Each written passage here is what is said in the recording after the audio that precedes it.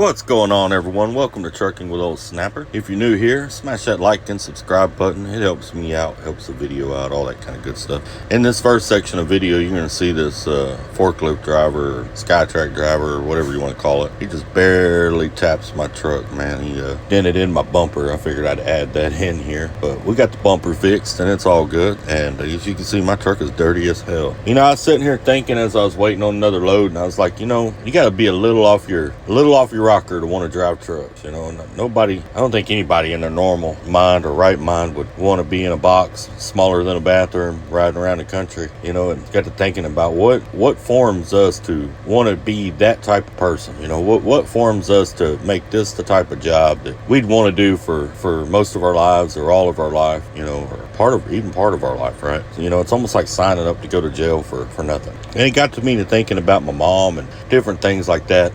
Those of y'all that watch the channel know my mom passed away Father's Day of 2023, excuse me, Father's Day 2023. Not this last Father's Day before. Get me years mixed up. Another part of trucking, we get days mixed up, months mixed up, weeks mixed up, and years mixed up. So anyway, it got me thinking about that and thinking about some of my growing up years and some of this stuff. I mean, it's hilarious now thinking back on it, but it wasn't very hilarious at the time. Now, I thought maybe I'd share some of this stuff with y'all. Maybe some of you other drivers out there have had some of the same experiences, and maybe we got something in common. You never know. Maybe this is why we all drive trucks. Maybe we all had a mama like this, and that's why we all drive trucks, right? Anyhow, get into some of these stories here. I know in 6th or 7th, I think, no, it's 7th grade, Lake Jackson Intermediate School in Lake Jackson, Texas. I was getting in trouble, wasn't doing what I was supposed to do, being a class clown, getting in fights, and not going to class all the time. You know, I might have been doing other things. I had learned what marijuana was and was experimenting with that and enjoyed it more than I did school. So I was doing a lot of things that I wasn't supposed to be doing, getting suspended a lot. And at one point, my mom was like, you know what? We're going to fix this. She worked as a waitress, so she got 2 days off a week. One of the days off, she come up to the school and went to every single class with me, followed me from class to class, which I didn't think she was going to be able to hang with because she smokes and couldn't smoke in school. When she first said she was coming, I was like, I ain't too worried about it. She'll be there for 1 or 2 periods and then she'll be gone. She ain't gonna be able to handle that. Nah, she stayed there all day long. And I tried to ditch her between the classes. Like I would just take off on her, be gone. And my friends thought it was so freaking funny. So they would tell her where my next class was. Sitting in class, teacher would ask a question. Get your hand up, boy. Raise your hand. You know the answer. I really didn't know the answer and I wasn't paying attention. So I'm in class now looking like an idiot because I got to raise my hand because my mom's sitting next to me. You know, I mean, it was a horrible experience. And at the time it was really embarrassing, you know, but hey, I cut some of my BS back because I did not want her going to school with me. It just, it wasn't fun. Another experience, probably around that same time, maybe a little later, I might have been a year or two older. I had stolen a couple plastic cups from my mom's kitchen and I had some weed plants growing in them. They were just little, you know, like a couple inches tall. I started them out I germinated them and then I put them in a egg crate deal and I had them growing in there. And then I moved on to these cups. Well, they started getting big enough that you kind of tell what they were, so I had to hide them. So I had this idea to hide them in a tree in the backyard. We had this tree that grew in the corner of our yard. We were living on Algie Street in Port Lavaca, Texas at the time. And I climbed that tree, and right where the branches met the trunk, I could set that cup in there, and it fit just perfectly. I had a couple of them up there, and every few days I'd climb up there and check on them and water them and all that kind of stuff. And didn't have any idea what I was going to do when they got bigger and I needed to move them, but I was like, whatever, we'll figure it out when that time comes. Well, mom gets to asking me, you know, like, why you keep going out there climbing that tree? So I don't know, I just like climbing a tree, you know. Didn't you climb trees when you was a kid? So she didn't think nothing of it. It's like, all right, whatever, you know. It's like, you lazy. We wasn't lazy. Yeah, we climbed trees, but you ain't climbing trees for no reason, but I'm gonna let it slide. So anyway, a few days go by, or maybe a week. It wasn't long, and a storm came through while we were at school. Little did I know, the storm knocked my cups out of that tree. They hit the ground. My mom figured out why I was climbing that tree every day. I didn't know she knew, though. I come in from school and came in the living room, I went to my bedroom, put my backpack up. Then I came back through to the living room. And on my way through the living room, I had to walk right by her. We had these brown couches. They were like really ugly brown couches, but they were in style back then. You know, this This is the early 90s. And it was kind of the style back in that day. And right as I passed her, she had gone out and got a switch. One of them little bitty thin branches. I don't know what kind of tree it come off of, but they won't break. You beat the hell out of somebody with them. They won't break, and it hurt like hell. And she had it tucked between her leg and the couch, so I didn't see it as I was walking by. And as soon as I got just past her where she was out of my peripheral vision, boy, she reached up, grabbed the back of my shirt, pulled that switch up, and I had shorts on. She went to tearing my legs up, boy. She was beating the hell out of them legs. I swear, that butt whooping that day, you can't whoop no kid like we took whoopings back in the day. She had that switch bouncing back and forth between my knees. I mean, just tearing them up, blood dripping. She didn't give a shit. You want to grow drugs in my backyard? What in the hell is wrong with you? I mean, she's screaming at me, calling me names,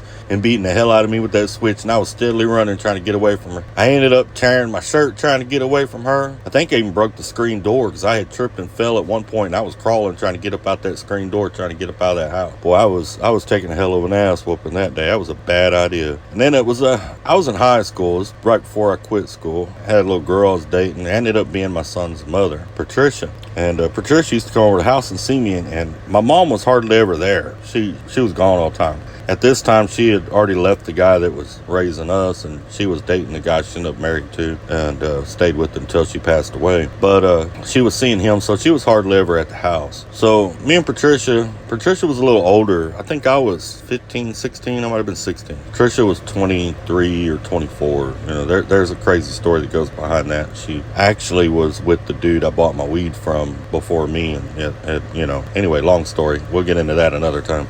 Anyhow, me and Patricia are in the shower, you know, doing X-rated things, right? Things I should not have been doing, for sure. And just out of nowhere, I guess my mom decided to come home that day. Boy, that shower door flew open, and she saw Patricia's stuff in the living room, so she knew she was there. Man, that shower door flew open. What in the hell are y'all doing? The only thing I could think to say is, we're saving water, Mama. We're saving water. Yeah, she didn't buy that.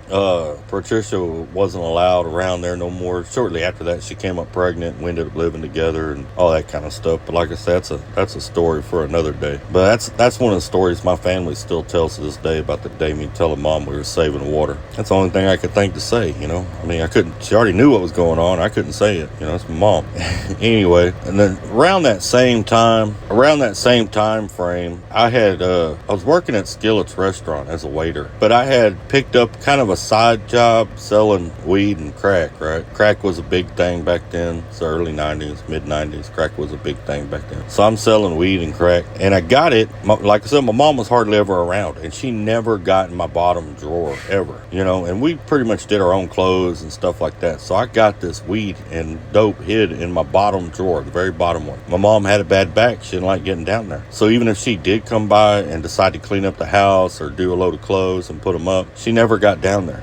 You know, so I didn't think nothing of it. And I got weed and everything hid down there. There's probably about a quarter pound of pot down there, maybe a half cookie of crack down there, you know. And anyhow, I come in the house one day and I noticed there's a new kitchen table, there's a new love seat, and a new couch. I'm like, crap, man, Mom must have done good, because she worked as a waitress at the same place I worked as a waiter at. I worked nights, my mom worked days, you know. So I worked 10 to 6 shift, the graveyard shift back then, but days usually did a little better than nights did, mornings did. She worked 6 to 2. Like, damn, Mom must have done pretty good at work. Boy, she done bought a new couch, new love seat, brand new table. So anyway, I go back there to my room, and I notice there's a new alarm clock, and my room is cleaned and been completely rearranged. Now I'm a little worried, because that wasn't normal at all. So I go back up in there, and I start looking for my dope. I immediately pull that damn drawer out from the bottom, and my bag is gone. That bag is completely, there ain't nothing in that drawer. The bag that everything was in is gone. I'm like, oh my God, man. Oh shit. So I go in the living room. My mom ain't said nothing. She was sitting there watching Oprah. She ain't said a fucking word. So I go in there and I'm like, look, Mom, I know you found the stuff in the bedroom. I'll get it out of the house. Just tell me where you got it at. She said, oh no, son, you're not getting that back. I buried that stuff. There was a cornfield behind our house. We lived on the loop at this time in Port Lavaca, and there was a cornfield back there, you know. So I'm like, holy shit. She said, yeah, I'd have buried that in the cornfield back there, and you are moving out of the house. And that alarm clock that I put back there that's brand new,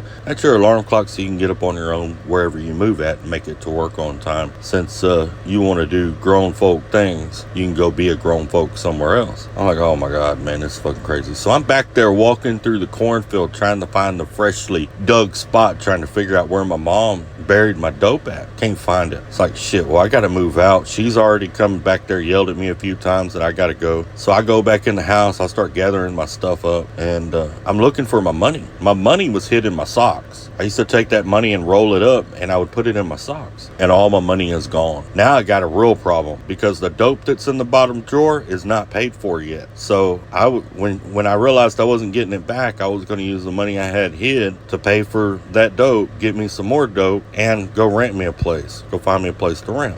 So I'm out of luck all the way around. I done called Patricia. I'm like, look, I need you to come by. My mom's kicking me out. I got to go find a place to crash and help me get my shit up out of here. Well, now I ain't got no money. I got a job working as a waiter making $2.13 an hour, so I'm in a bind. So I go out there, I'm like, Mom, what'd you do with the money? She said, you're looking at it. Your new alarm clock, this couch, that love seat, and that brand new kitchen table in there, which is solid wood. Thank you very much, son. Now take you and your shit and get the hell out of my house. I said, my shit, so I get to take the couch and love seat and the kitchen table. She says, oh no, that's your payment for staying here, doing things you shouldn't have been doing. This is ours. You can take everything in your bedroom. I was like, oh, you gotta be kidding me. Anyway, that's how that ended up. I ended up living in this little pay-by-the-week place that was ran by a shoe store and rented a little room. It was all one room. Ended up living over there for a little while and getting back up on my feet and stuff. Everything ended up working out. Ended up talking to the dope man about what had happened, which he found funny, but I didn't think it was funny. But anyhow, last story. My mom turned me into the police. This is going to be sometime later. It's a year or two later. And I was living at that same place that I was talking about where the shoe store, Davila Shoe Store, owned it. Seascape Apartments, I think was the name of it. They were just little rooms that he rented out. And staying in there. And when you opened up the front door, it opened up right at the foot of the bed because it's literally all one room. You had a little divider wall that divided the kitchen and bathroom from the rest of it, but it was pretty much all one room. And so when you opened up the door, you're right at the foot of the bed, and just to your left was a TV, and then right on behind the door would be where the dresser was. So I'm in there asleep. My girl's working at David's Supermarket. Ain't even open anymore. She was working up there as a cashier or whatever, and I'd been out partying all night, so I was up in there sleeping late. I keep hearing somebody call my name, so I open my eyes. I'm in my boxers just spread across the bed. I look up. It's a sheriff's department. I had two sheriffs standing there. And that one tells me, says, you need to go ahead and stand up. I'm like, oh, shit. So I sat up on the edge of the bed, and I got a pack of cigarettes sitting right there. I already know I'm going to jail. I got a warrant. So I tell this cop, I'm like, is it all right? Can I smoke a cigarette before we go? He said, no. He said, we ain't got time for all that. Put you some pants on. Let's go. So anyway, I get some pants on and step out in the hallway. No sooner I step through the door, he grabbed me, throw me around, put some cuffs on me. Craziest part of this whole ordeal is I don't even get to enjoy a ride to the jail. Like, I'm still asleep when we get to the jail because this is a small town. It's Port Lavaca. So I'm literally maybe 2 blocks from the jail at the time. They built a new jail since then, which ain't but a block over from the old one. But I'm like 2 blocks from the jail. I don't even get to wake up. I spent my time waking up in a holding cell during processing. But anyway, it turns out the cops figured out where I was because my driver's license at the time was listed to my mom's address. They went by my mom's house looking for me. My mom says, no, he don't live here, but I'll tell you where he lives at. He's home right now. She tells them where I live at, what apartment it is. So they go over there and knock on the door. Well, when my old lady left for work, she didn't shut the door all the way. Old wood frame building, it's an old ass door. It had like the skeleton key deals. I mean, it was old. She didn't shut the door all the way. So when the cops knocked on the door just opened on up. And there I was, laying there. They didn't have to do no work to catch me. So yeah, my mom turned me in. So who knows what it is that leads us to want to drive trucks. I'm wondering if your childhood was anything like mine, and maybe there's some secret key in here that makes us enjoy this lifestyle, being free out here on the road. Well, I appreciate y'all for stopping by and hanging out. Y'all take care, stay safe, and keep trucking.